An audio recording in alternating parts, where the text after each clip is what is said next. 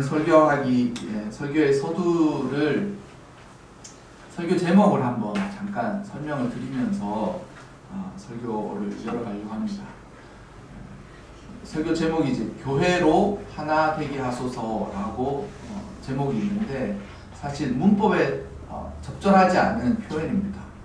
흔히 이게 평이한 문법적으로 평이하게 잘 맞춘 문장을 이야기하라라고 얘기하시면 교회를 하나 되게 하소서, 이것이 가장 평범하고도 평이한 문장이지 않습니까?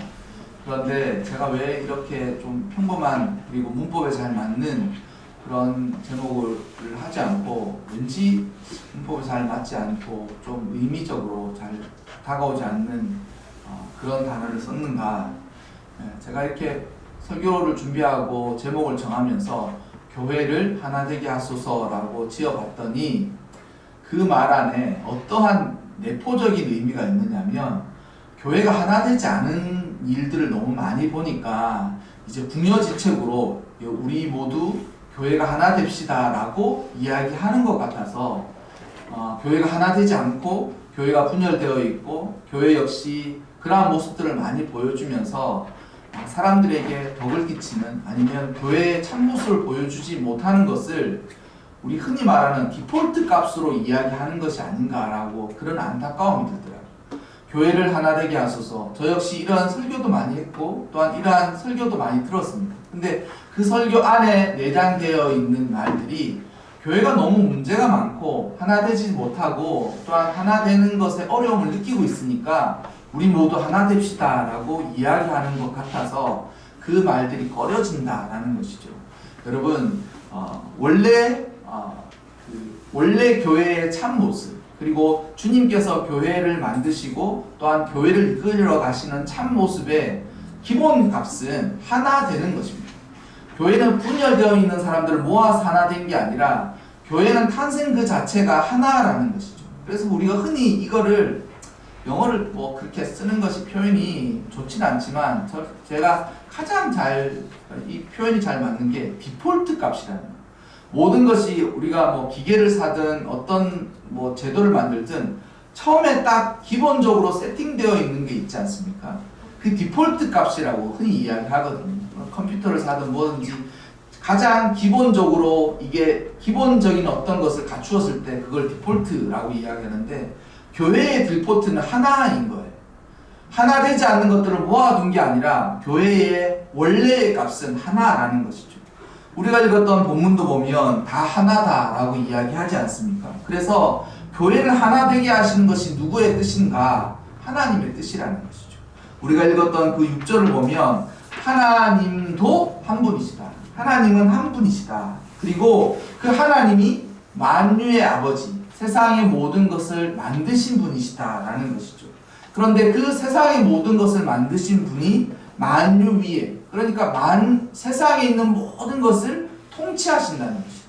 하나님은 세상을 창조하신 분이시면서 세상을 통치하시는 분이시다라고 이야기하는데, 그 세상을 통치하시는 하나님의 능력이 어떤 것이냐?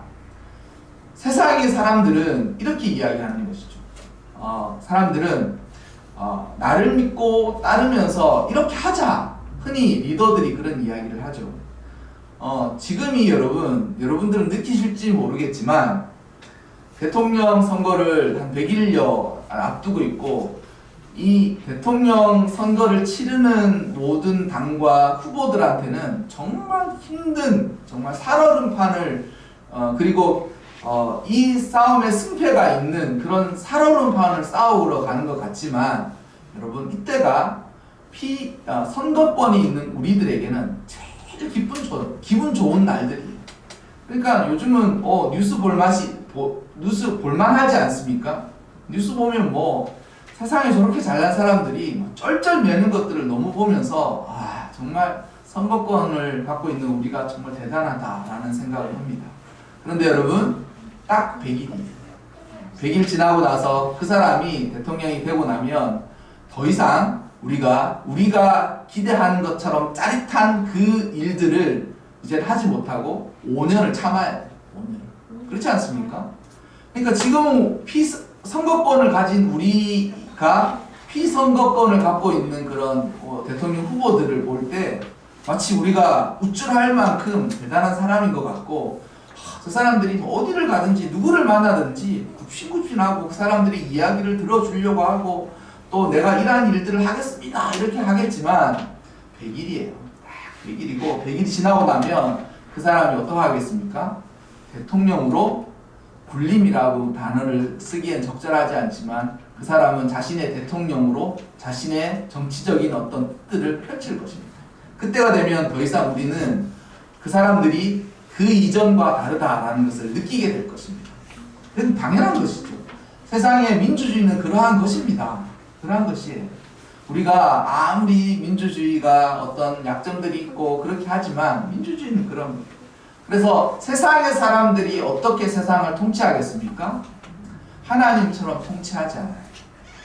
세상의 사람들이 어떻게 통치하겠습니까? 사장은 월급을 무기로 직원들을 이끌고 또 리더는 자신이 목표하는 삶을 살아가게 해주겠다라고 이야기하지만 사실은 그 사람들 모두 자신들의 정치적인 목적을 위해서 달려가지 희생하고 헌신하기 위해서 쓰지 않는다는 걸 알지 않습니까? 그 순진한 사람들이야말로 그렇게 생각하겠지. 누가 저기 자기 자신을 희생하기 위해서만 정치하는 사람이 있다고 누가 이야기하겠습니까? 그런데 여러분, 하나님이 여기서 그들과 다르다라는 것이죠. 하나님이 세상을 통치하셨습니다. 세상을 창조하셨습니다. 그런데 하나님은 세상을 그 창조하시는 하나님의 세계를 하나님의 힘과 권력으로 억누르고 아니면 세상의 사람들에게 내가 너희를 창조했으니까 이렇게 따라와. 안 따라오면 너희 정말 삶이 고달프고 힘들 것이야 라고 하지 아니하시고 만유를 하나님께서 통일하시면서 만유 가운데 계세요. 그러니까 하나님이 세상을 창조하신 분이신데 하나님이 만유를 어떻게 이끄십니까? 세상의 모든 것 가운데 하나님이 계셔서 세상을 이끌어 가신다는 것이죠.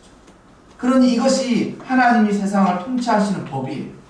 세상에 다른 지도자들처럼 야, 내가 이런 힘과 능력이 있으니까 이렇게 따라와. 아니면 내가 만약 대통령이 된다면 여러분들에게 살기 좋은 세상, 집값 때문에 문제가 되지 않는 세상, 아니면 특정한 어떤 어려움을 겪고 있는 사람들에게 당신의 삶들이 획기적으로 달라질 것입니다 라고 이야기하겠지만 여러분, 그렇게 쉽지 않을 것입니다. 쉽지 않을 것입니다. 지금이야 당선을 위해서 모든 말들을 하겠지만 당선되고 나면 그제서야 자신이 왜 정치를 하고 자신의 삶의 목표가 무엇인지를 그때가 되면 드러내고 나타내는 것이 사람이죠. 그런데 하나님은 그와 같지 않다라는 것이죠. 하나님이 세상을 창조하셨어요. 그러면 창조하신 대로 태엽처럼 시계를 감아서 모든 삶의 법칙과 논리를 따라서 하나님께서 세상이 굴러가도록 내어버려 두십니까? 아니에요. 세상 가운데 하나님께서 세상 가운데 들어오셔서 만유, 세상의 모든 것 가운데 하나님이 그 통치 아래서 하나님께서 간섭하십니다. 물론 때때로 우리 삶을 보면 그 간섭이 우리의 뜻대로 되어져 가지 않는 방향이기 때문에 굉장히 난해하고 어렵고 믿기가 어렵고 힘들 때가 있습니다. 그런데 여러분, 그것 역시 하나님의 방법이에요. 왜 그런지 저도 잘 몰라요. 왜냐하면 제 인생 가운데서도 하나님의 뜻을 명확하게 받아들여서 따라갈 때도 많았지만 그 반대도 정말 많았습니다. 이해가 되지 않고 이게 정말 맞는 건가? 아니면 이렇게 해야 되는 건가? 이런 생각들을 하면서도 살아갈 때가 많았어요. 그러나 문제는 성경이 말하시는 것은 하나님이 세상 가운데 계십니다. 세상에 나와 너 그리고 세상의 만물들 가운데 하나님이 계셔요. 그래서 그 만물들을 하나님 어떻게 하십니까? 통일하신다. 이 통일은 사실 교회 안에서 하나님께서 함께 하시는 능력을 나타내는 힘이죠. 교회가 여러분 아까 전에 제가 뭐라 그랬습니까? 교회의 원래의 기본값은 하나 되는 거라고 했어요. 교회는 뜯어진 사람들이 모였다고 해서 사람들이 집합했다고 해서 세상의 집합과 다른 것이 교회는 그 자체로 하나됨이 있다라는 것이죠. 그럼 어떻게 하나 되느냐? 하나님이 그 안에서 역사하시는 역사를 따라서 하나 되는 것입니다. 그리고 하나님의 역사가 어떻게 나타나겠습니까? 성령의 은혜로 나타나는 겁니다. 우리가 모든 사람들이 교회 다니는 사람들은 다 인정하겠지만 성령께서 사람들에게 은혜를 부어주셔서 성령이 우리 모두에게 하나님의 값없이 주는 선물로 받은 그때는 주님께서 돌아가신 은혜와 공로로 우리가 얻게 된 것입니다. 그래서 예수님이 돌아가시고 예수님께서 예수님의 자신의 희생을 따라서 성령을 보내어 주신 거예요. 그래서 성령이 어느 곳에서 역사하느냐? 우리 모두 예수 그리스도를 참되게 믿는 믿음 안에 있을 때에 성령이 역사하는 것입니다. 그래서 성령의 은혜로 하나 되었을 때를 가만히 생각해 보면 그 모든 사람들이 각자가 예수 그리스도를 진실로 사랑하는 그때에 성령께서 하나 되게 하시는 능력을 나타내 주시는 거예요. 그리고 그것이 만유를, 세상의 모든 것을 통치하시는 하나로 만드시는 하나님의 뜻이다라는 것이죠. 사실은 제가 담임 목사고 교회를 개척했으니까 교회를 어떻게 하겠다, 저떻게 하겠다, 얼마나 비전도 많고 꿈도 많고 생각도 많고 고민도 많겠습니까? 그런데 제가 처음에는 교회를 시스템적으로 좀 완벽한 교회를 한번 만들어 보면 좋겠다라는 생각이 드는 거예요. 그래서 교회 이제 개척하고 얼마 안 되었었지만 성도도 많지 않고 그러니까 그 시스템 공부를 하면서 어떻게 해야 될지 막 고민을 하는데 제가 이번 기도했을 때가 아니라 그러니까 봄에 잠깐 기도할 그 특별 기도할 때 작전 기도를 한참 하면서 제가 문득 깨달은 것이 이게 내 욕심이었구나라는 생각이 확 드는 거예요. 그래서 사람만 오면 회사처럼 시스템을 잘 만들어 놓으면 금방 부흥하고 회사나 가게가 성장하는 것처럼 대박이 날 것 같다라는 생각에 스스로 잡혀 있는 거예요. 그러면서 의지하지 않았던 게 하나 있는데 그건 뭐냐면 주님을 의지하지 않아. 주님을 의지하지 않아. 그래서 제가 깜짝 놀란 거예요. 내가 그런 생각을 그렇게 하고 있었구나. 그래가지고 제가 그때 마음을 내려놨습니다. 올 봄에. 그래서 올 봄에 코로나랑 여러 가지 많은 일들이 있었지만 그런 어려움을 딱 겪으면서 마음을 내려놨어요. 마음을 내려놨고 주님께서 이끄시는 대로 그냥 성령이 먼저 가시면 그 성령의 은혜를 따르자. 그 마음을 먹고 최소한의 그런 이런 것들이 필요하겠지만 성령께 더욱더 의지하는 마음을 갖자라는 것이 저의 깨달음이자 저희가 앞으로 이제 교회를 이끌어갈 철학이에요. 그래서 사람이 이거 하면 좋지, 저거 하면 좋지, 이래야지, 저래야지 이런 생각보다 성령이 이끄시는 대로 성령께 더욱더 귀를 기울여서 성령님께서 내가 무엇을 하기 원하시는지 주님께 묻고 또 성령이 교회 안에서 이끌어 가시는 것들을 그냥 겸비하게 마음을 먹자라고 하면서 거기서 이제 제가 스스로 묶은 사슬에서 제가 벗어났습니다. 그래서 특별히 이것저것 안 해도 주님께서 하실 거다. 그래서 대신 교회가 예배를 잘 드리고 기도를 열심히 하고 또한 우리가 알아야 할 것들이 있으면 그런 것들에 대해서 이렇게 하자라고 생각하면서 자유를 얻었어요. 근데 여러분, 교회가 세상의 사회에 있는 조직이나 또 흔히 사람들이 말하는 그 경영적인 생각으로 가지면 이런 생각들을 너무 많이 하게 된다. 이렇게 하고 저렇게 하고 논리적으로 이렇게 하면 될 것 같고 저렇게 하면 될 것 같고. 하지만 여러분, 교회가 정말 하나님의 성령의 안에서 은혜로 움직인다면 그렇게 하는 것은 하나님을 빼고 세상에서 흔히 써먹는 논리들이다라는 것이죠. 교회가 어떻게 되어야 할까요? 예수님에 대해서 잘 아는 거예요. 주님이 누구신지, 주님이 우리에게 어떤 분이신지, 예수님이 우리를 위해서 어떻게 하셨는지 주님에 대해서 잘 아는 거예요. 그리고 예수님에 대해서 잘 아는 그 믿음이 결국 우리 모두로 하여금 성령의 은혜를 경험하게 하는 것입니다. 여러분, 흔히 말하는데 빵을 샀는데 한 입 딱 베어 먹었는데 안에 아무것도 안고라고 이야기하는 그게 없으면 어떻게 되겠습니까? 얼마나 큰 실망감이겠어요? 팥빵을 샀는데 딱 베어 먹었는데 안에 팥이 없어. 붕어빵을 샀는데 안에 슈크림이든 아니면 단팥이든 한 입 베어 먹었는데 그것 없다. 그러면 마음이 어떻겠습니까? 저 같으면 다시 가요. 붕어빵이가 안 들었습니까? 안 들었습니까? 그렇지 않습니까? 아니 만두를 샀는데 만두를 먹었는데 만두 피밖에 없다라고 하면 그 실망감이 어떻겠습니까? 하물며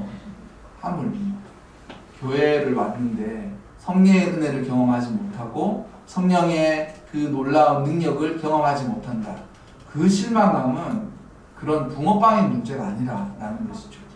그래서 교회가 어떤 것이 교회인가?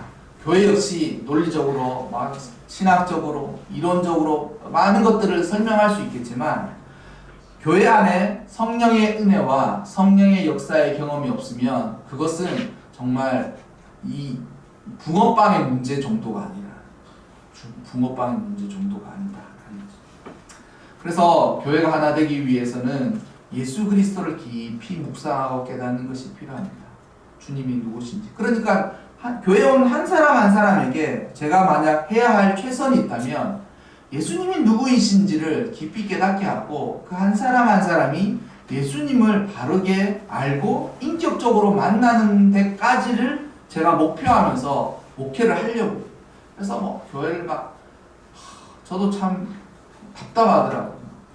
이거 이렇게도 저렇게도 생각해보고 어떻게 해야 될지 고민도 하는데 내가 성령님 제쳐두고 내가 흔히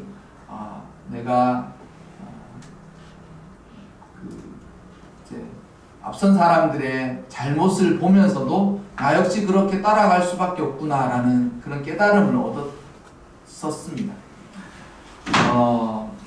그래서 우리 모두가 만약 성령의 하나 되게 하심을 위해서 필요한 것이 무엇이냐면 예수님을 깊이 깨닫는 것. 한 사람 한 사람이 예수님이 우리를 위해서 행하신 일들과 예수님을 참되게 경험하고 만나는 인격적인 만남을 갖는 것이 우리에게는 가장 큰 필요가 되고 그 한 사람 한 사람이 그러한 은혜를 경험함으로 인하여서 교회는 하나 되게 하는 것입니다. 그래서 우리가 교회가 어떠한 일을 할 때 우리가 이렇게 하는 게 주님이 기뻐하지 않으실까요? 그 한마디 이상의 다른 어떤 목적에 관한 설명과 비전이 필요할까요? 우리가 이렇게 하는데 이렇게 하면 주님이 더 기뻐하실 것 같습니다. 그러면 그 말에 반대하지 않는다는 거죠. 그런데 말만 번지르르 하게 해놓고는 막상 그 안에 사람들의 생각 아니면 현실적인 어려움 아니면 여러 가지 그 인간적인 어떤 계산들이 막 섞여 있는 거를 주님의 영광을 향해서 포장해놓고는 막상 그 내면은 그런 것들이 없으니 따라가지지 않는 것 아니겠습니까? 여러분, 우리 모두 저를 포함해서 우리 모두 주님을 깊이 알고 인격적인 주님을 만나서 주님과의 교제를 깊이 하면서 삶을 살아갑시다. 그것이 교회 역시 하나 되게 하는 것입니다. 그래서 교회가 은혜스러운 교회가 뭐겠습니까? 예수님을 잘 알고 예수님을 인격적으로 만나서 주님을 닮아가는 삶을 모두가 하는 거예요. 그리고 그 주님을 닮아가는 사람들이 두세 사람이 모인 곳에 주님이 어떻게 한다고 하셨습니까? 함께 하신다고 그러십니다. 그러면 그 사람들이 우리가 두세 사람이 모여 있지만 정말 주님이 우리와 함께 하시는구나. 성령님께서 우리를 도우시고 함께 해주시는가를 깊이 깨닫게 되는 거예요. 그리고 그 안에서 우리는 성령 안에서 하나인 것을 깊이 깨닫는 것이죠. 그리고 그것이야말로 교회가 원래의 디폴트 값이랍니다. 교회는 원래 그러해야 한다는 거예요. 교회의 기본값은 그러하다는 것이죠. 그래서 한 사람이 다치거나 아프면 온 교회가 그 사람을 위해서 중보하고 또 한 사람이 영적으로 힘들고 어려운 가운데 있으면 똑같은 마음을 품고 그것이 우리가 오늘 읽었던 그 본문의 1, 2, 3, 4절이지 않습니까? 주 안에 갇힌 내가 너희에게 이 말을 권하노니 당부한다라고 하면서 어떻게 하라 그래? 모든 겸손과 온유로 오래 참음으로 사랑 가운데 서로 용납하라. 이게 교회 안에서 성도들이 서로를 어떻게 해야 할지 이 한 절에도 그대로 담겨 있지 않습니까?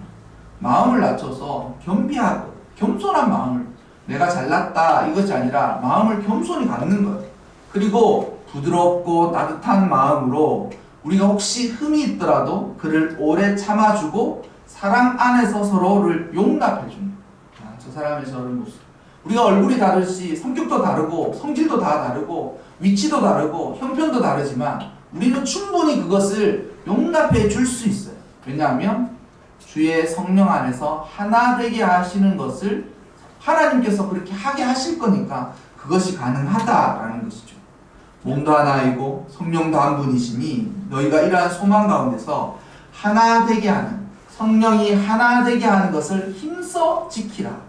원래 디폴트 값이 하나인데 하나 된 것이 와해되거나 분리되지 않도록 힘써 지키라는 것이죠. 이것이 교회 안에서 하나님을 경험하는 그 유일한 방법입니다.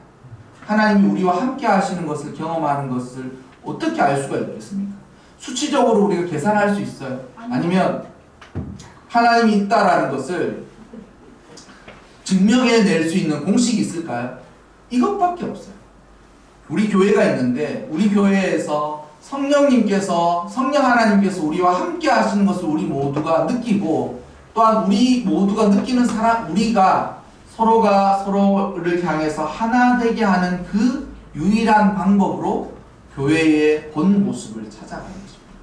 그 마음으로 교회로 하여금 하나가 되게 할 것입니다. 제가 이 설교를 하면서 여러분 모두에게 말씀드리고 싶은 것은, 저의 개인적인 말은 제가 이렇게 하겠다라는 것은 그것이었습니다.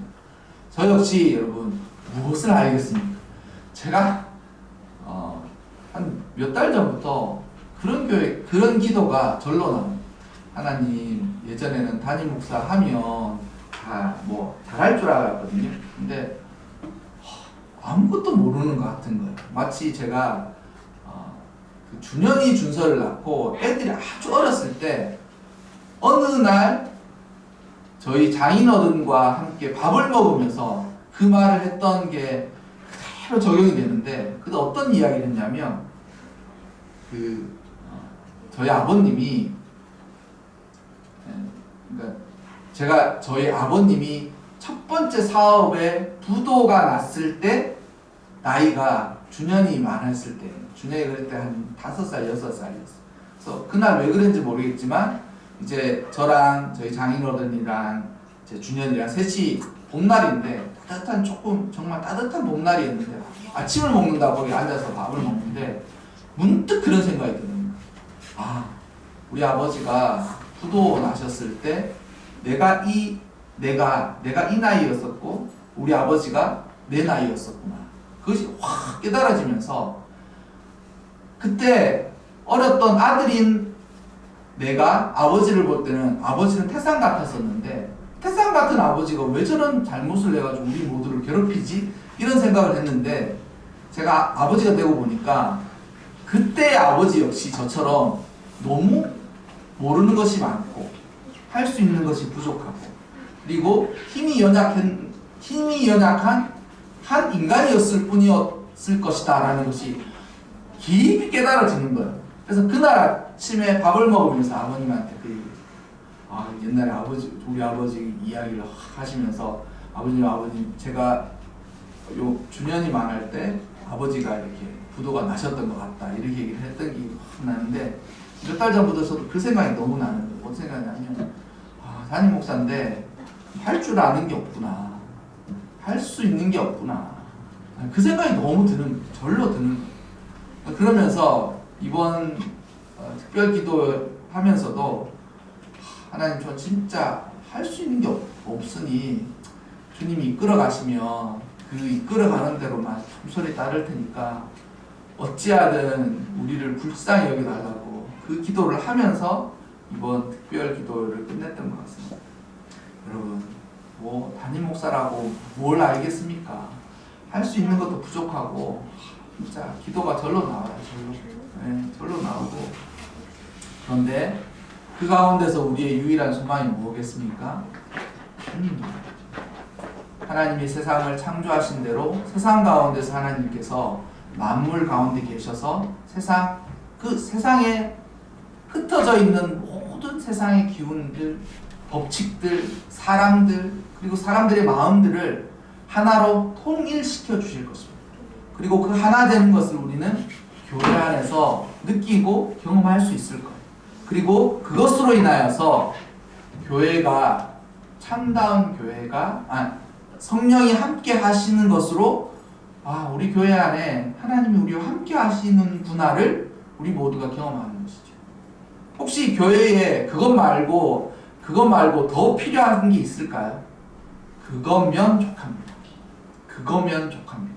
축복도 그 안에서 이루어지고 가정의 화목과 하나님의 은혜도 거기에서 이루어지는 것입니다. 여러분, 오늘 주님께서 우리에게 베풀어 주신 이 말씀의 은혜대로 성령의 하나 되게 하신 것을 힘써 지켜갑시다. 그리고 우리 교회 안에서 성령님께서 행하시는 일들로 하여금 하나님이 우리와 함께 하시는구나를 경험하시면서 살아가시기를 바랍니다. 그리고 그러한 은혜가 우리 교회 가운데 함께 하기를 간절히 소망합니다. 우리 함께